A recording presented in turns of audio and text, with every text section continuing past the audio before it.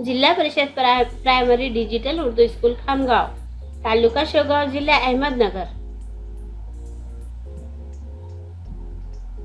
जमात अव्वल सफ़ा नंबर 23। 1 से 9 तक अददों का लिखना। तीर के निशान से बताया गया है 1 से 9 अदद किस तरह लिखेंगे।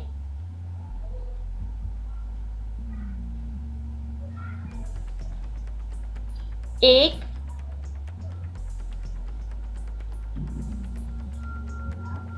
2,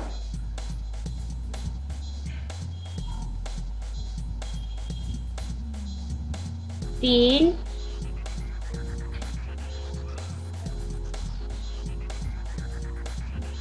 4,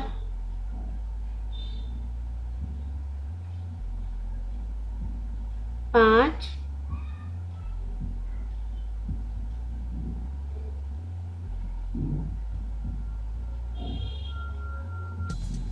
6,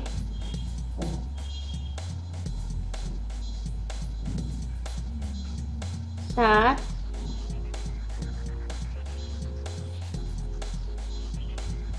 8,